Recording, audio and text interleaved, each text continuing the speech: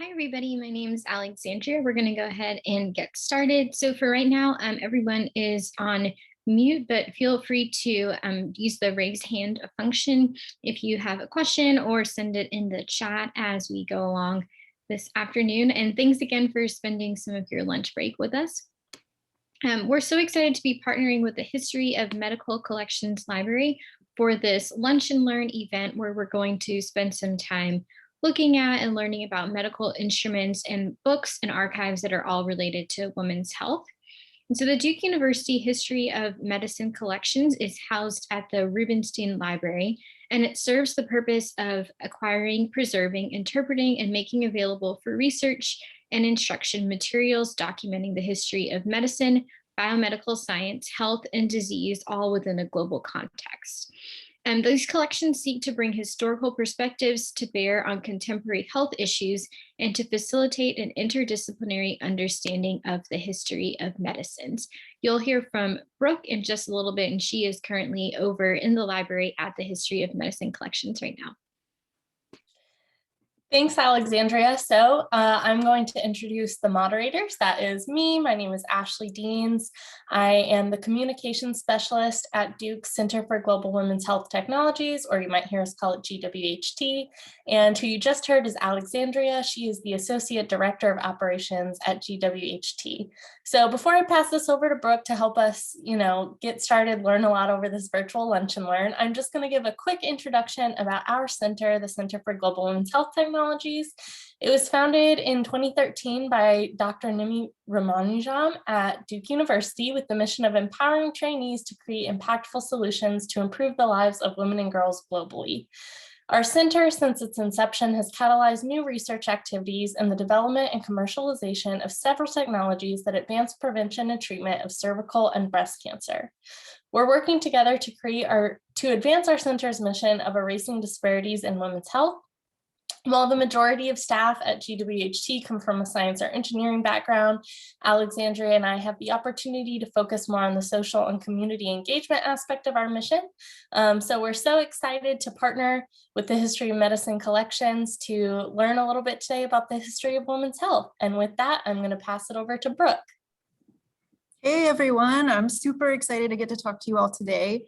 My name is Brooke Guthrie. I'm a research services librarian in the Rubenstein Library at Duke, which is where the History of Medicine collections are located. I'm going to show just a few images just to orient people who might not be as familiar with where we are. So this beautiful building right here is the Rubenstein Library. We're attached to the end of Perkins Library, closest to the chapel. It's important to point out, I think, that we are not the Rubenstein Art Center and not the Rubenstein Hall. We're the other building on campus named after the same person. Students often get that confused, and it's important to clarify that. Right now, I am talking to you from the Rubenstein Library in a classroom that's across the hallway from where this blue star is. And hopefully this will just sort of orient you. If you're used to going into Perkins Library or Bostock Library, we're super close to that. The Rubenstein Library is the special collections library here at Duke. We collect material in these main collecting areas, and you'll see History of Medicine collections there. We also collect things that don't really fall easily into these categories. Today, we're just going to see a very small sample of the things at the Rubenstein, but just know that there's so much more out there, and if you have different interests, we probably have something that will interest you. The Rubenstein Library collects a wide variety of things, some of them shown here. It includes things like rare books, photographs, maps, archival material like diaries and letters, artifacts, and even digital records. We collect things like the emails of Duke administrators that are part of Duke University archives. So it's a really wide variety of things that we have here. And although this is a virtual presentation, I do want to emphasize that we are here and we want people to come visit and look at these items in person. This is our reading room, which is where people, students, staff, faculty, people in the Durham community and people from all over the world will come and research with our material. So just keep that in the back of your mind. If you see something interesting, you can come back and look at it in person. And it's pretty fun, I think, to come in. And you don't really need a reason to visit. You can have a class assignment, you can have a research project, or you can just be sort of curious and want to see something that you think is cool. All of those are valid reasons to stop by and check out something. Today, we're going to just see some items that relate to women's health. And we're going to touch on some broad themes. So sexual and reproductive health, how women's bodies have been depicted in medical text over time, and women's relationship with the medical establishment and some efforts to sort of regain control over their body and knowledge over their bodies. So I hope it will be interesting. I do want to note that this is in no way a comprehensive history of women's health. That would take hours, and I think that you would all probably get bored by that point. So we're going to start pretty early. We're going to start in the 1600s, and then we're going to hit some highlights as we move forward to today. Like Alexandria said, if you have questions, please ask them in the chat, or I think hopefully we'll have some time at the end or throughout. It's fine. This can be informal. I'm happy to talk. We're going to be moving in between items. So if like I've looked at something and you're like, oh my God, I really want to know more about that. Totally fine, please ask. We can be flexible as we go through. I do want to note that some of these things are medical texts and instruments that sometimes people find to be a bit gruesome, maybe. I tried to pick things that I think everybody can enjoy. But if you see something and you're like, I don't really want to look at that, that upsets me a little bit, that's fine. We'll be moving on. So feel free to look away. That's totally understandable. Don't feel bad about that at all. I have a camera that is connected to my laptop, and I'm going to be moving things under that. So you should be able to see things pretty large and pretty clear on your screens. All right, well, let's get started. Let me share my camera.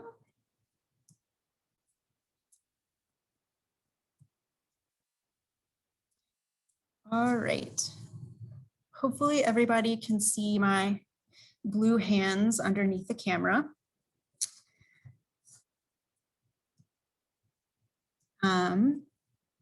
We're going to get started, like I said, pretty early. This book right here, which you can see right here, was published in 1642 by a French midwife to the French royal court named Louise YWCA. And I brought this book out. It's not particularly visually interesting, as we'll see, but it's important because it's the first book published on obstetrics by a woman. And it's based on her observations of over 2,000 births that she attended over her career. And this is remarkable because it was pretty rare for women in the 1600s to be this well-educated and to be publishing books themselves, especially scientific and medical works.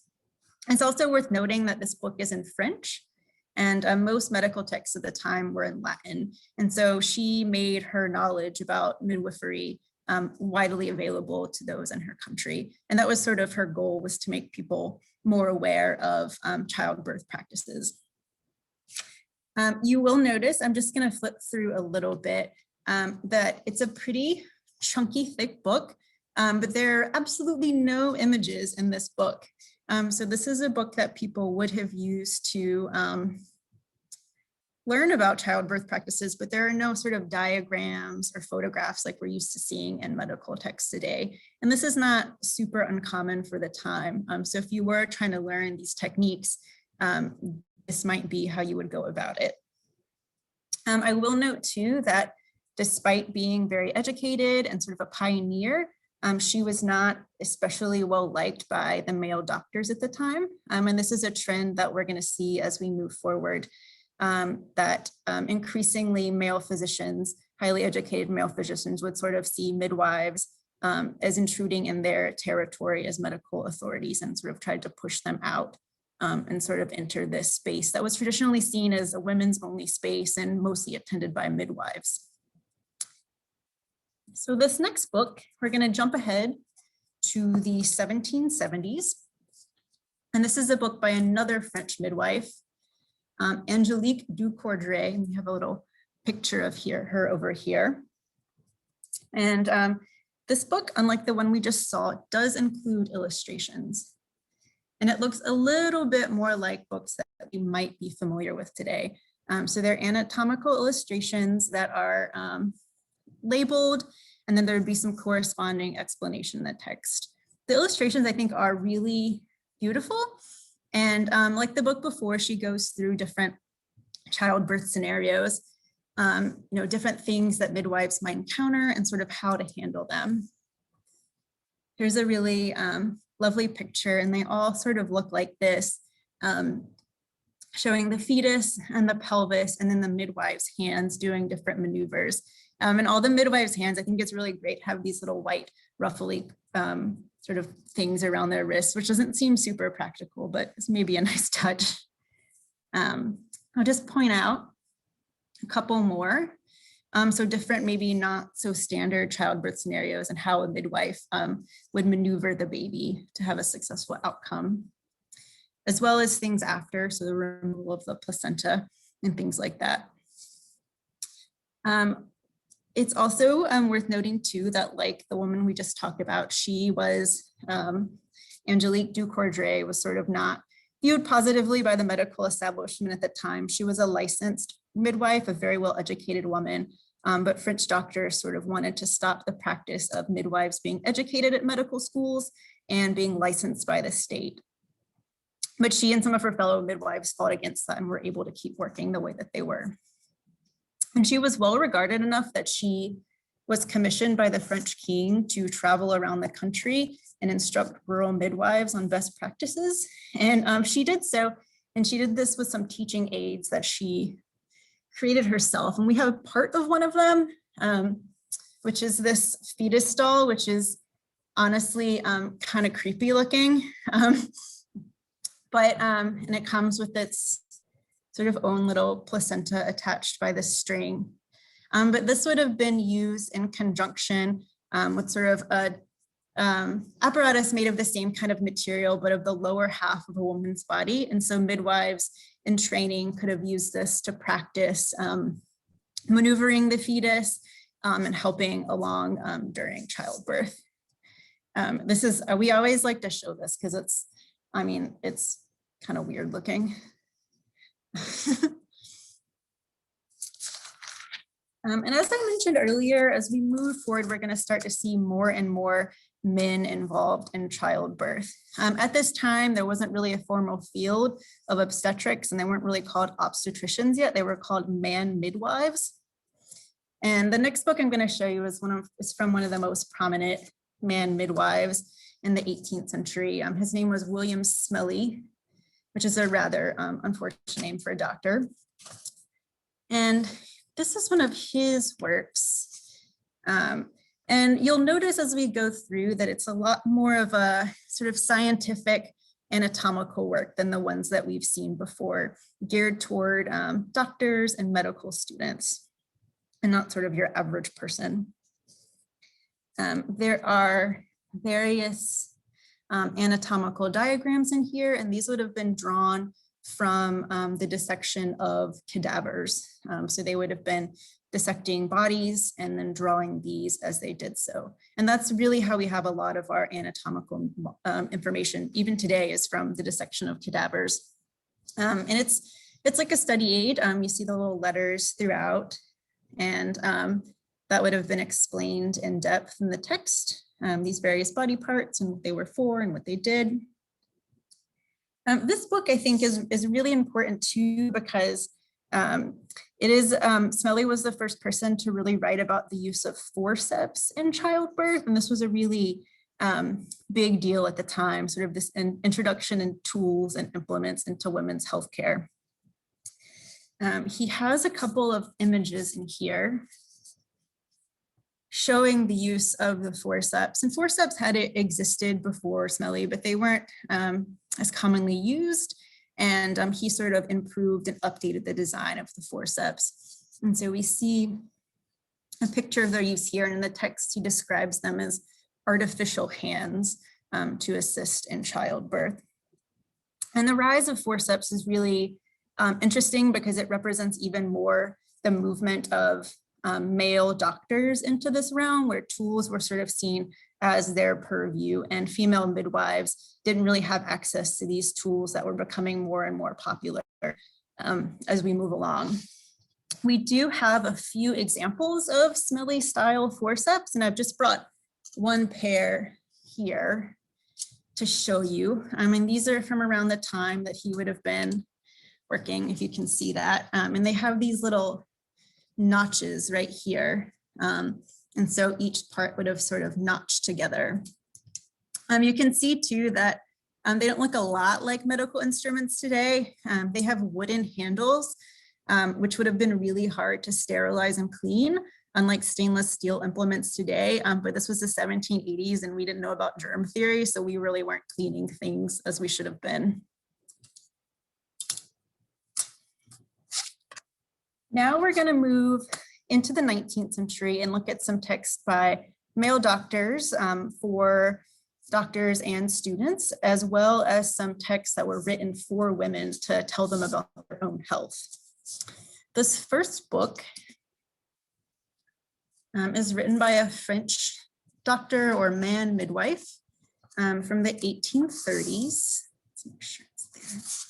And this book, I think, is interesting. And the reason that I decided to pull it is because as men were entering this realm, there was a little bit of tension about how men could appropriately examine their female patients.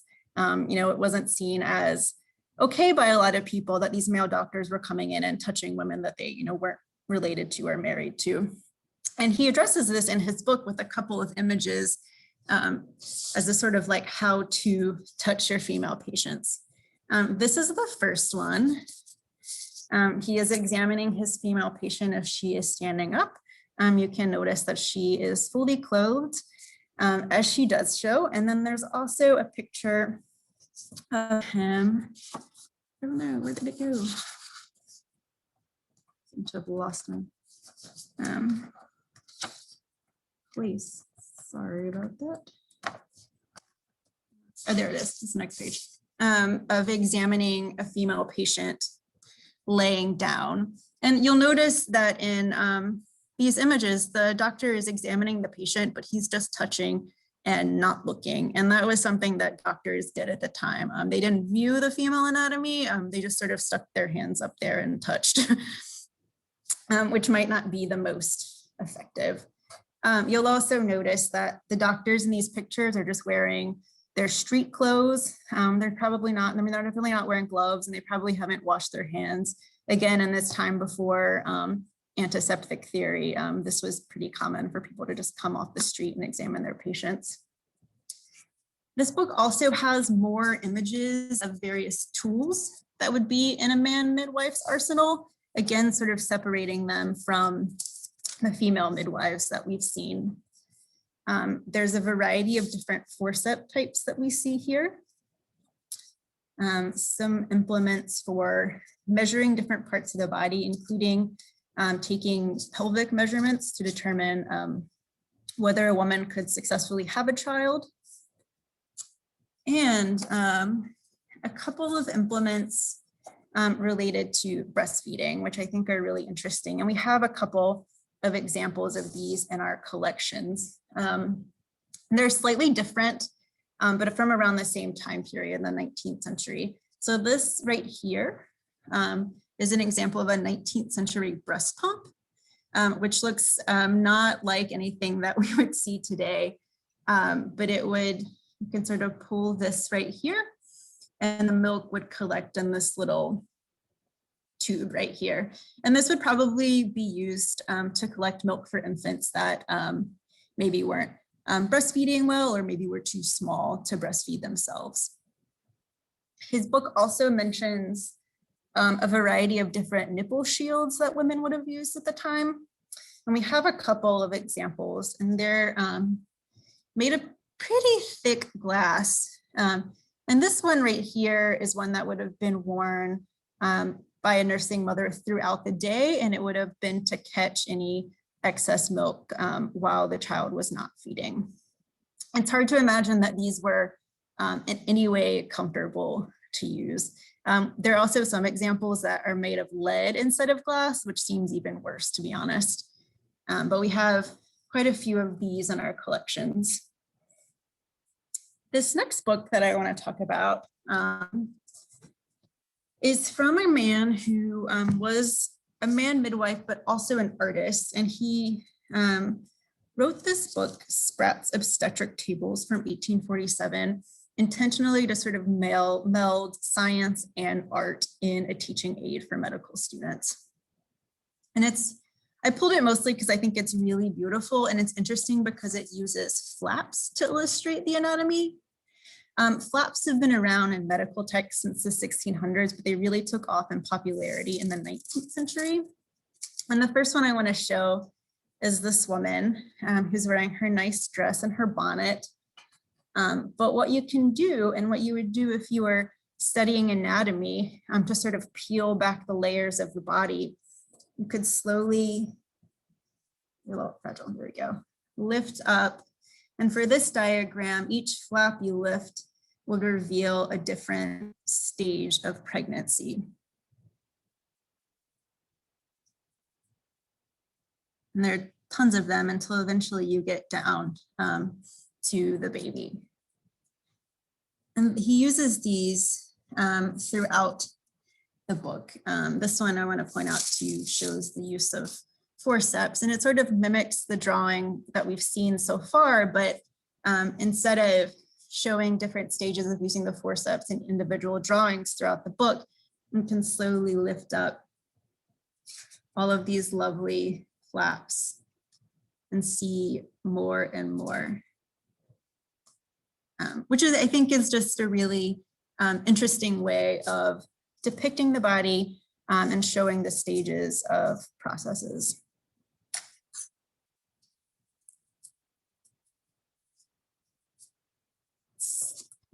And so this next book is one that I mentioned when we got into the 19th century, which is written explicitly for women.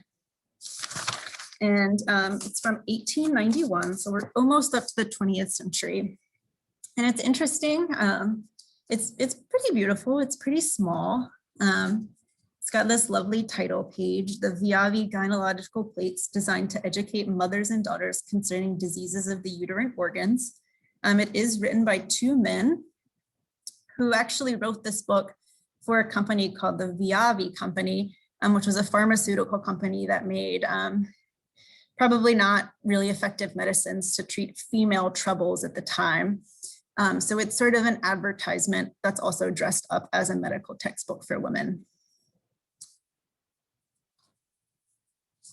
This introductory paragraph, I'm going to read a little bit of it because I think it's worth reading, and it sort of reflects the attitude at the time toward women's health. He says, "It is asserted by the celebrated Dr. Cowan that probably not one woman in 1,000 enjoys perfect health. Another eminent authority says 9/10 of women are sick, and 4/5 of the difficulties have their origin in the uterine organs.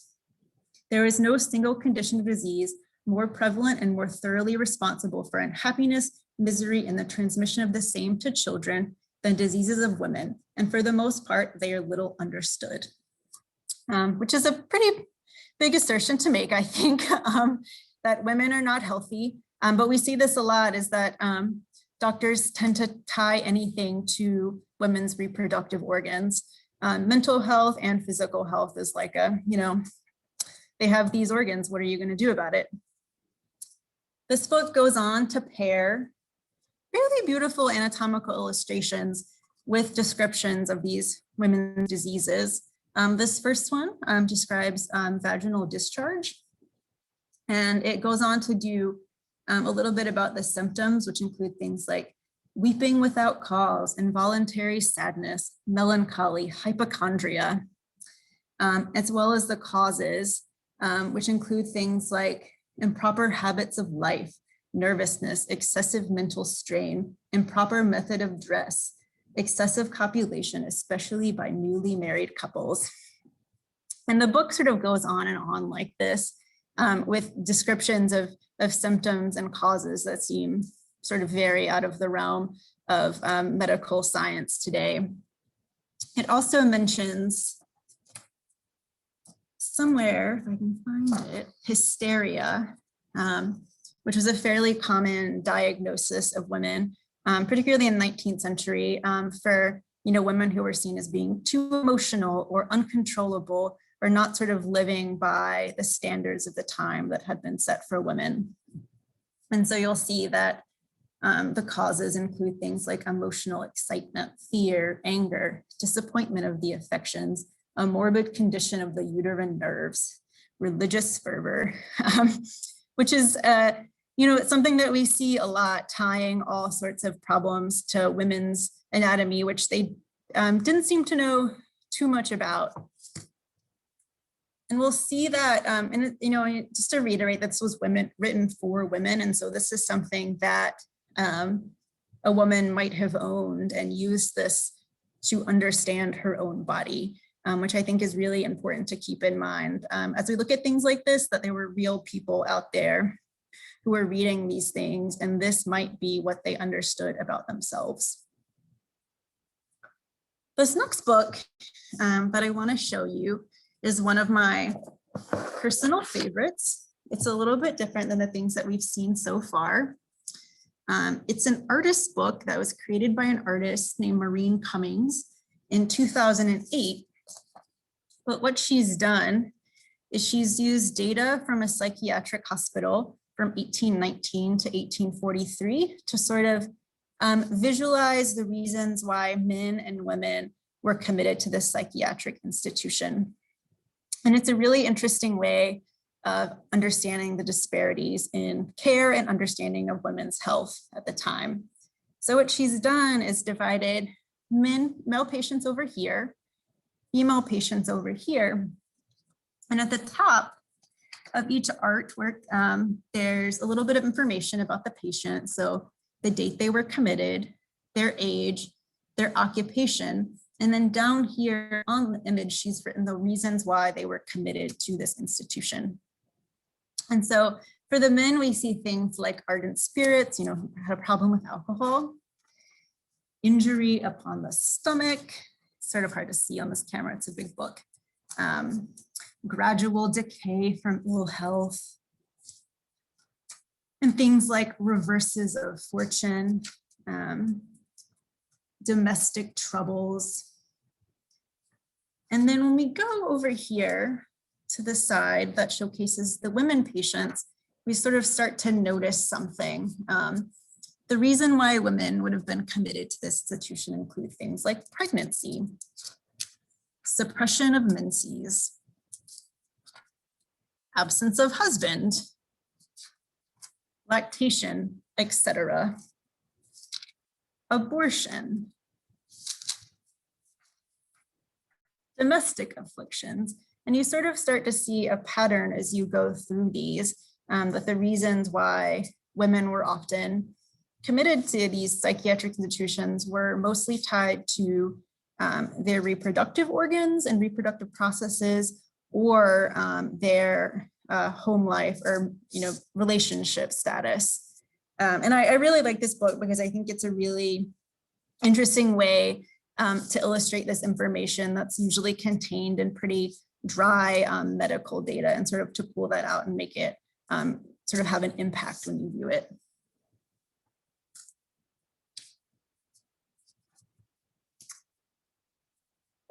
All right, so we are about to move out of the 19th century, but I can't really do that, I don't think, without talking a little bit about the history of the speculum. And I know that the center has talked a little bit about that in some of your events over the past year. But I just wanted to show a couple of the examples that we have here at the library. We do have a pair of Sims specula.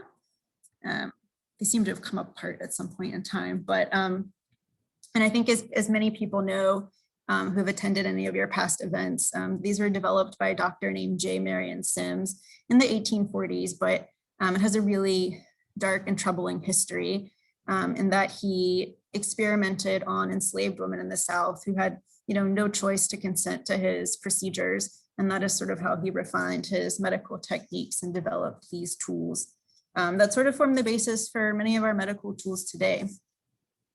We have a few other later examples that sort of build off of these early ones, including this example, acoustic speculum, which is from a little bit later in the 19th century. That looks a little bit more familiar, I imagine. That can sort of be tightened by the screw as it widens.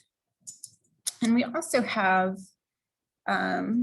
this Ferguson speculum from around the same time, late 19th century, that is sort of just a cylindrical tube that would have been inserted during medical procedures. But what I think is interesting about this one is that it's hard to tell because it sort of started to degrade over time, but there's a mirrored finish inside. And so you could use a light to sort of reflect through the mirrors and see a little bit better during a medical procedure. And as we move forward into the 20th century, we're going to see other new devices coming up, including a lot of contraceptive devices that women would have used. And we have a couple of examples that I'm going to show you. The first ones I want to show are a couple of examples of contraceptive sponges. And they sort of are essentially just sea sponges wrapped in a netting with a string for removal and would have been used in conjunction with spermicide fluids. These are from between 1900 and 1930. The same with this one, which comes in its own little container. And a lot of them would have been advertised like these as a sanitary health sponge or a hygiene sponge to sort of hide the fact that they were used for contraceptive purposes because contraception was still very taboo at the time. And so this was sort of a signal for women who knew what this meant, but would sort of obscure it for other people. We also have from around the same time in 1930, this little gold pessary, which would have been used for contraception as well. And it would have been inserted, it's sort of like a precursor to an IUD that we're familiar with today, but not quite. And it would have been inserted, you sort of pinch these, I keep forgetting to scoot over, pinch these together and then insert it this way, and this little flat part would have rested against the vaginal wall. Unfortunately, these were fairly prone to infections and couldn't be left in for long periods of time. There's one other early 20th century item that I want to show you that is not a contraceptive method, but I think it's pretty interesting. It's a little bit bulky, so I'm going to grab it. It's this electrotherapy machine. And these were fairly popular in the early 20th century. And what they did was they would use different wavelengths of the electromagnetic spectrum to allegedly treat a variety of medical conditions. So this includes things like, it says, wrinkles, gray hair, scarlet fever, writer's cramp, acne, obesity, breast development, and asthma. So really wide range of things. Comes with a variety of sort of different probes, and this could be plugged into sort of your average wall socket. And then you would take the base and add your handy dandy electrode in there and then cure all of your ills. These were largely marketed to affluent young women. In our case, doesn't have one, but usually these would also come with a variety of different vaginal probes, which were said to cure things that were usually just a catch-all phrase of like female troubles. These didn't stay around super long, which is probably a good thing.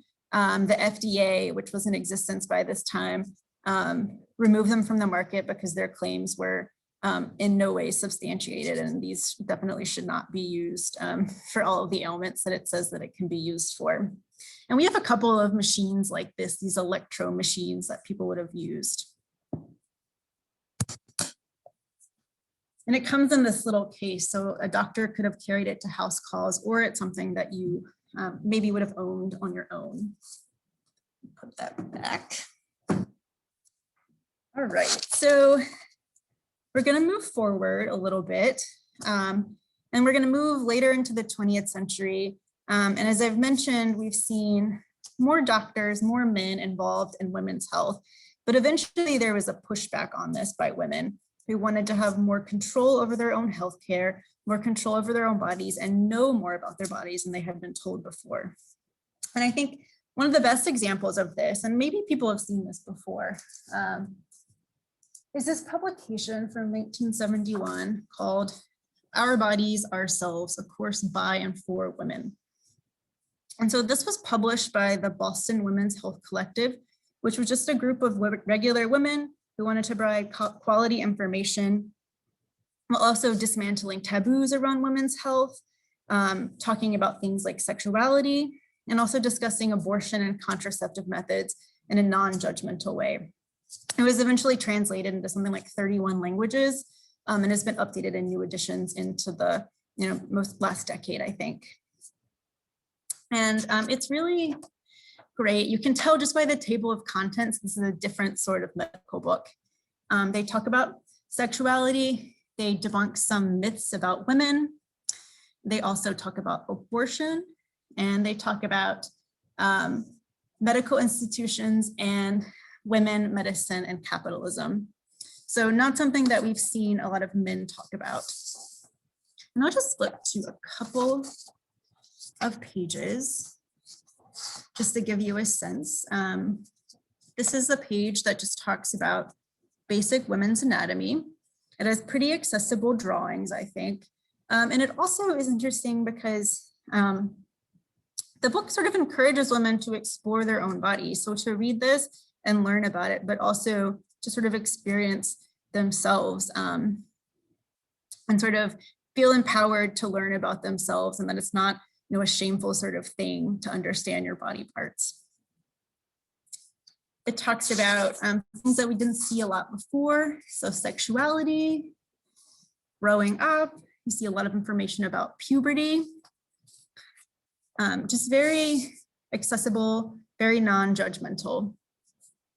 It also talks about various contraceptive methods and provides a lot of accessible information so that women can make an informed decision about their own contraceptive methods. I've turned to this page on IUDs because we have a couple of examples that I wanted to show you. They're in their original packaging, so there might be a little bit of a glare. But this one is mentioned in this book.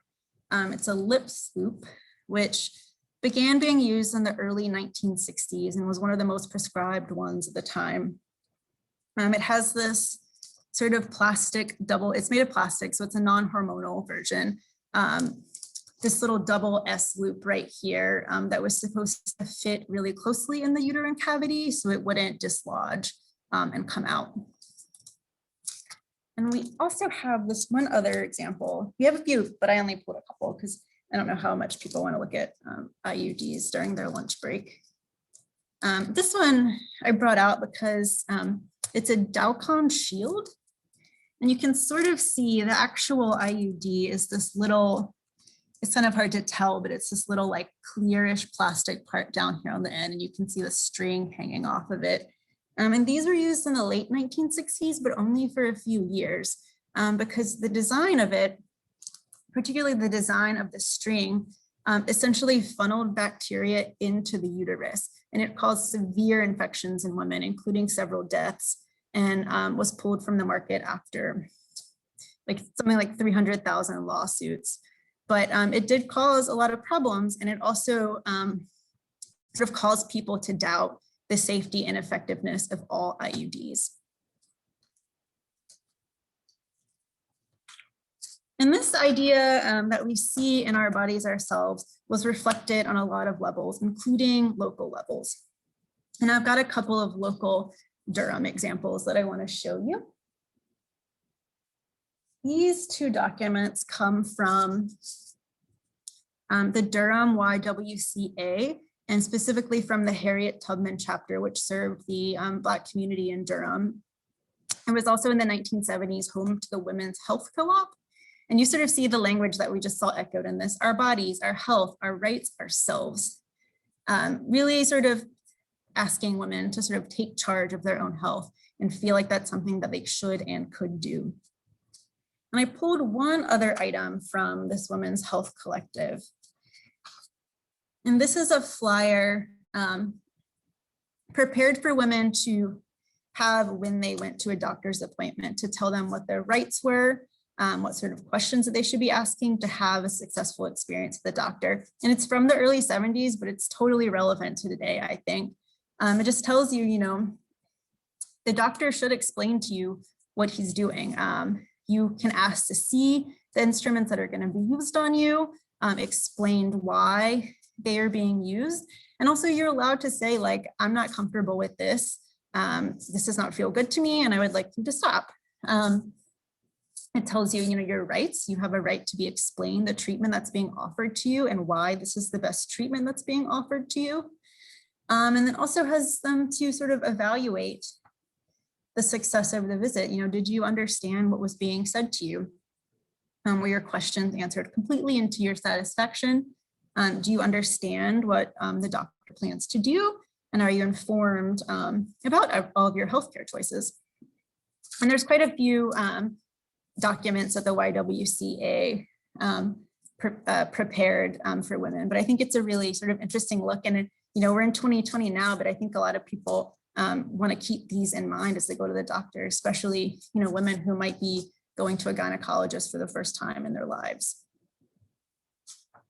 Even closer to home, we have an example, also from 1971, this Duke Guide to Contraception and Abortion, which was prepared by Duke students and various student groups.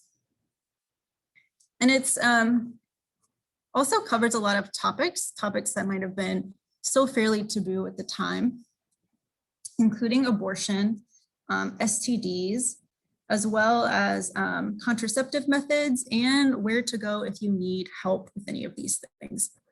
And I think this might seem like fairly obvious information to some people, but I try to think about, if you're an 18-year-old freshman and it's 1971, you might not have had any of this information before you showed up at college at Duke. And this might have been really interesting and useful. It's fairly dry. There aren't really many pictures in here, but it's all text. It's all done in pretty accessible, like non-jargony medical language. And does a lot of what Our Bodies Ourselves does, which is offer women the information that they need to make an informed choice about their bodies. It also includes information for men, how do men take contraceptive measures, and talks about STDs and things like that. It's also interesting because it does discuss abortion, and this was before Roe v. Wade, so when abortion was not guaranteed right for all women and you could only get it in certain circumstances. So I think it's pretty, radical for the time.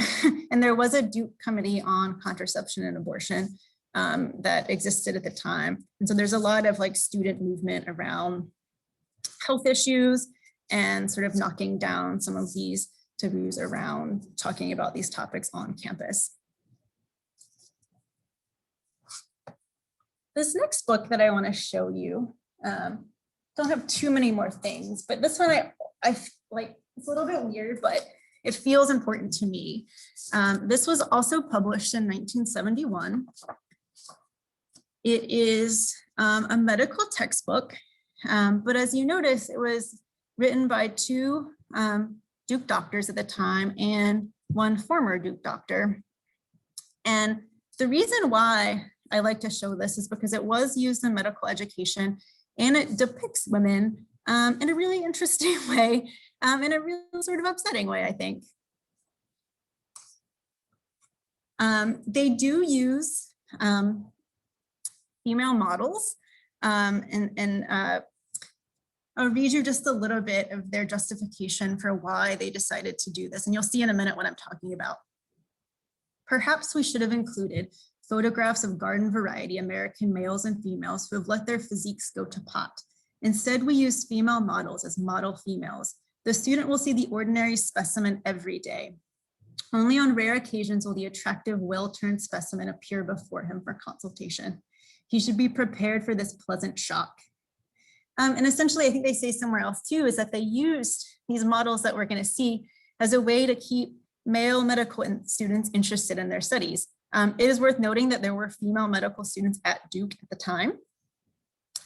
So let me get to this first image I'm going to show you is how the male anatomy is shown in this book. So a couple of examples down here. Looks pretty normal. You know, just the body parts, some names, not a lot of face being shown. But then we're going to see how the women were shown, which is like this. And this is throughout the book. So they have these naked female models in very suggestive positions all throughout the book. Why? It's probably not necessary. And I get that this book is a little bit strange to maybe show during this, but I think it's really important. This is in the 1970s, not that long ago. There are doctors who were in medical school in the 1970s who are still practicing today. And to sort of think about what students were being taught and how they were asked to view women patients. It didn't last very long, which I will mention. It was used for a little bit, but was quickly pulled. There was some backlash, understandably, about it. And it was kept under lock and key in the medical school library for a while. So I don't want to end on that note. The last small thing I want to talk about brings us up into the 21st century. And these are all from the collection of a woman named Maria de Bruin, who was a Dutch medical anthropologist who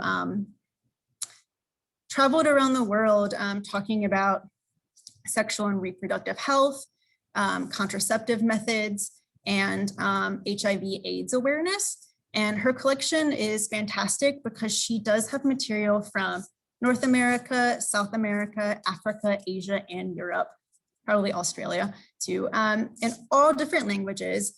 And it's a really interesting look at different education in various parts of the world and attempts outside of America to sort of empower women and teach them about their bodies and their options for contraception. I just have a couple of examples. This one is just a little booklet from Colombia. And it just pretty much just goes through some of the things we've seen. Various contraceptive methods, gives information to women to make an informed decision, but it's also very positive and sort of takes away the stigma and any shame that women might feel around these topics. In most of these pamphlets, you know, people look pretty happy, like they're having a good time considering their contraceptive options. We also have some AIDS awareness things. These bumper stickers asking people to use protection to prevent the spread of AIDS. I'm not sure what country these are from. We also have some educational puzzles produced in India that talk about how AIDS spread, and then also give people information about how HIV and AIDS do not spread, to maybe debunk some myths that people might have. You know, you're not going to get AIDS from shaking hands with somebody at work. There's a couple other of these little puzzles too. And this is just sort of the tip of the iceberg of things that are in this collection. She also does have some more contraceptive methods in her collection, a variety of different international condom packages with all sorts of different interesting artwork on them, as well as some standard DAIDS method, like contraceptive beads, which women would have used to track their menstrual cycles and determine on which days they were more fertile and which days they were most likely to get pregnant if they had sex, which is just really interesting. And there's a, you know, this is the tip of the iceberg, and I could probably go on about this collection for days, but I just wanted to mention it to show that we do have, you know, things from the 1600s, but there's also plenty of women's health items up until today from around the globe. And, you know, it's not just old books, it's condoms as well. That's where I'm going to stop. But if you have questions, I'm super happy to answer any of them or just comments.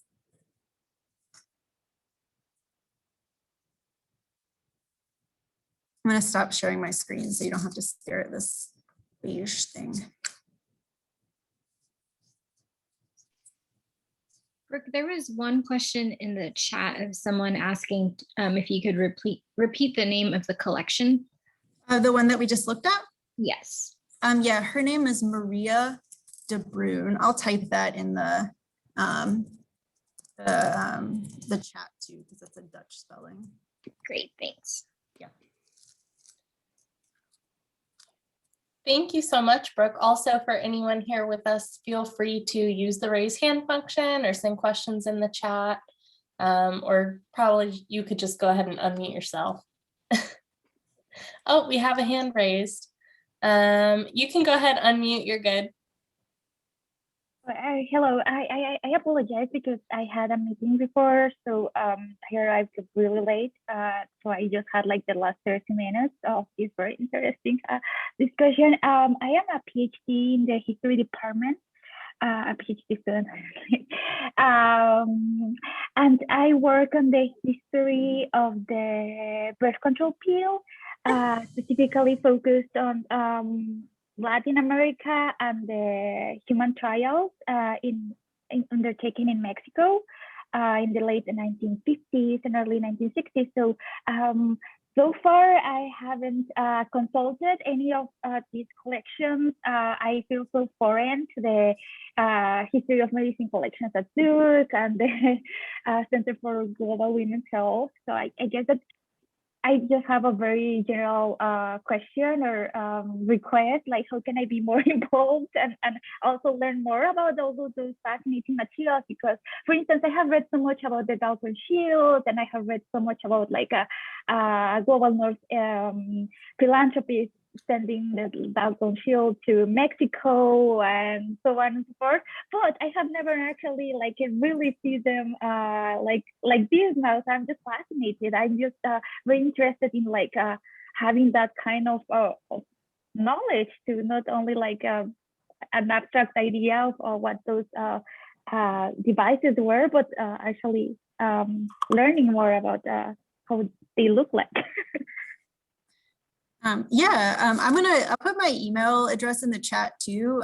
So I think if you want to get in touch, I would be so happy to talk with you about any of these things. And we're also we're still open, but we're a little bit restricted right now because of the pandemic. But you can definitely visit, and anybody can come visit and look at any of these things that they're sort of interested in. If you, for everybody else too, my email address, you're welcome. If you have questions that come up after we finish up today, would be happy to hear from you and talk about anything. Awesome, thank you. I'm gonna email you after it. Okay, good.